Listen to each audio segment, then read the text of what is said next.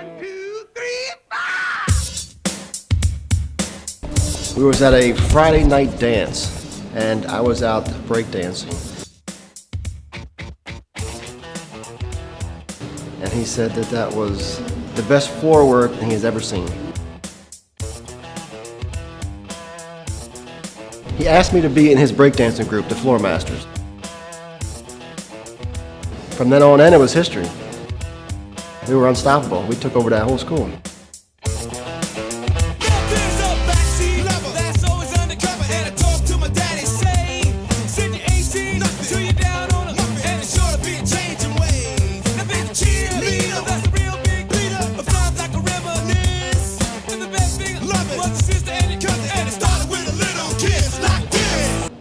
I jump up straight in the air, turn around backwards, did a 180, landed on my hands, started doing windmills.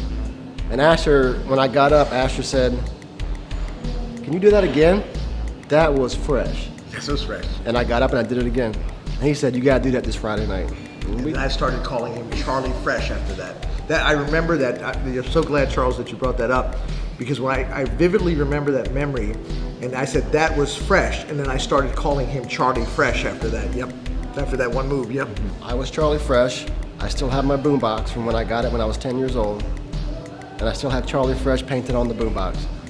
Dr. Wave was my name. Dr. Wave, yeah. and it still plays. Dr. Wave. Yep. But that's what I look forward to every week, Friday night dancing, putting on my Adidas sweatsuit, my Adidas shoes, and going out there and breakdancing against people.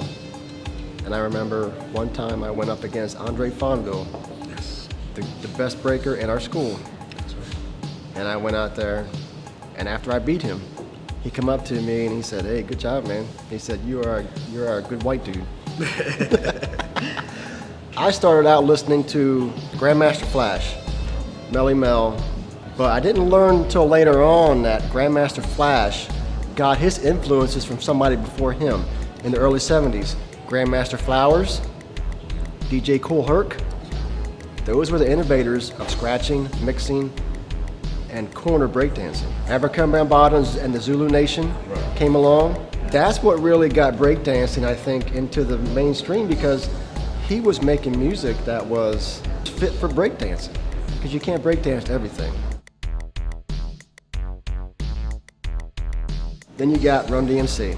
Nobody ever heard nothing like these guys before. They innovated a lot of stuff. They innovated the mainstream between hip hop and regular rock music. They brought in Jam Master Jay, who was the baddest DJ ever. Charles, what did you think about LL? I believe it was in the movie Crush Groove. He was like a 17, 18-year-old kid, this skinny little kid coming off the streets, but he could rhyme, he could rap, and he was cutting edge. I mean, he told you what it was like, and if you didn't like it, to hell with it. And that's what I think people liked about him, and that's what made him good. I mean, LL Cool J was bad.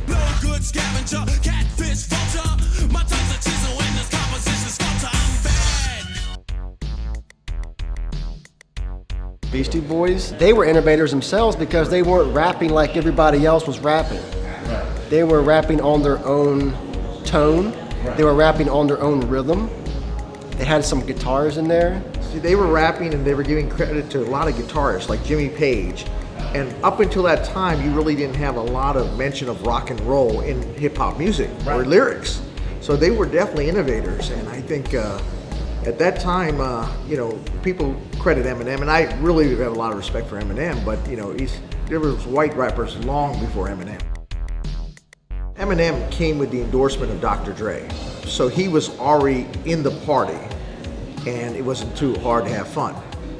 But like Charles was saying, Beastie Boys, they had to break the door down just to get in the party because they weren't accepted. They were distrusted from the get-go. Exactly. And that's one of the things I think everybody had to accept, that, yes, this is hip hop culture. And even though it's predominantly African American or Latino, you got these white kids from Manhattan, and are selling more albums. So yeah, they are definitely pioneers in their own right. I mean, Beastie Boys did have a little bit. They had Rick Rubin. Rick Rubin, yes. But it was no Dr. He was no Dr. Dre. There was no Dr. Dre. He was no Dre back in the day. Rick Rubin is a brilliant music producer. He was there in the beginning. He was really one of the co-founders of Def Jam, along with Russell Simmons at that time. When me and Charles were graduating, a new thing started emerging, gangster rap. I don't get the whole hip-hop scene, the gangster rap of nowadays, because back then, when we had a beef with a crew or something like that, we battled by breakdancing. There was gangster rappers, Ice-T, Schoolie D, long before NWA. They were wise enough to get on MTV. The song that they had was a very commercial song. Charles, you probably remember Express Yourself. Yep. Almost like a pop song, like Britney Spears or something. And they got the airplay over and over on MTV. That's what caused NWA to be so popular for kids in Idaho or Omaha, Nebraska, Kansas, wherever. Whereas the original gangster rappers never got the distribution and never got the marketing that these guys had. These guys were not just dancers. They weren't soft. These guys were hardcore gangsters in Brooklyn, Bronx, Queens, Manhattan, wherever. Drug dealers. I mean, these guys would shoot you in a minute and wouldn't even think about it. So it was nothing soft ever about breakdancing.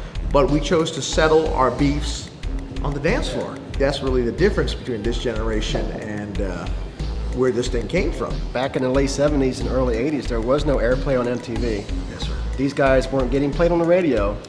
And if they were lucky enough to get it on the air, it was underground radio. But really raw, pure, authentic hip-hop was never played in Sussex County at that time, you know? That's the music that I would practice breakdancing to. I would practice breakdancing on that. Hit play and record at the same time, and that's where we would get our music to practice our moves. Me and Charles both loved the movie Beat Street, Breakin' and some of the others. New York City Breakers and a Rocksteady crew up there, and we would see them in movies like Beat Street, and yeah, we would try to emulate them. I mean, I remember going to Charles' house, having dinner, and then after dinner, getting the cardboard out. He used to have that box, and we would put that out in the yard, and we would go at it. We were fascinated as children of hip-hop and rap culture. We really were, because growing up here in Sussex County, we didn't have a lot of urban stuff here. Yo MTV Raps did a lot for hip-hop and rap culture. When we went to those dances, you know, me, Parrish, Charles, and we put on our Adidas suits, we felt like we were on DMC, or we felt like a celebrity, because a circle would be made, two crews would go at it, we would be on one side, the other crew would be on the other, and we would battle. And for a moment in time, the whole school was looking at us. The music made you feel good. From the first rap song I've ever heard to even now, when my son listens to Nicki Minaj, it feels good. The music actually feels good. And we didn't really want to be mainstream. We wanted to be somewhat rebels or savages. Right. And the fact that your parents didn't really like it, or elders and teachers that wanted us to even make it listen to it even more, because we didn't want to listen to what our parents liked. I've said from the beginning that this music is drug-driven, greed-driven, and violence-driven. Rap music, gangster rap songs that debase women, promotion of drugs and violence, violent, pornographic. Consider a song like Slap a Hoe, which you mentioned, by the group Dub Shack. Pick it, pack it, fire it up. Come along, take a hit from the bomb. They would throw a word like beer. Beer, ear, deer. You know, I would just and you would just start going with that. Everybody used to freestyle back then. Today, rap is so scripted and so manufactured. It's a product. They write it down, they memorize it, they spit it out, and that's it. But if I gave them a word out of nowhere, like glass, they would not have the lyrical skills to do anything with it, you know? Sure, I can make anybody a rapper if they want to memorize over and over again, but can you really flow or improvise, like you said, on the spot? And I think that's a lost art, because if you look at back in the 80s, these rap battles, one of the beauty of those things, you couldn't come prepared because you had to You never knew what was going to happen. Exactly. The greatest freestyle artist ever. I think Eric B. and Rakim. No doubt. Kumo D. That's definitely up there. Curtis Blow. Yes, absolutely.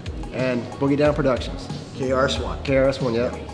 If you look at those groups, KRS-One, Boogie Down Productions, and some of the other great freestylers at that time, they weren't about the commercial side of it. I mean, they really loved this thing. They were about the experience. That's it.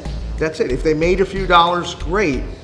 But now it's almost like you put together a business plan. It's not pure anymore. Back then it was pure because people didn't care about the money. But the end product was much better because you loved it. Right. Once you got the commercial side of it, yeah, you made money, but the product came out very unpure. I think of it as adolescence. It's still growing. You know, in an adolescent stage where rap is right now, you're going to have people that are rebellious. And I think that's really the sad part. This thing grew into something that was violent, something that was more criminal-like, and it really shouldn't have. I was going to say rest in peace, MCA.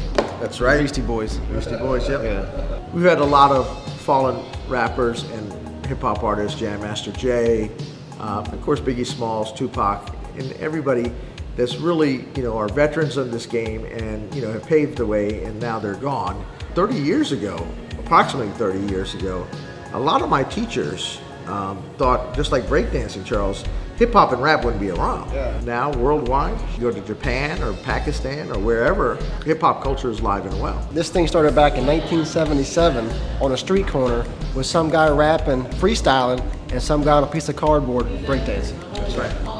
You mentioned Kool Herc. I mean, a guy in an apartment building scratching for the first time, making this sound that people fell in love with because they never heard of it. I can imagine what the innovation is going to be like in 10 more years. That's right. Names like Run DMC, LL Cool J, African Bambaataa, Grandmaster Flash, they stand the test of time. Decades later, you still mention them. With the Floormasters, we just wanted to dance, listen to good music, try to beat some people on Friday nights. That's it. And have fun doing it.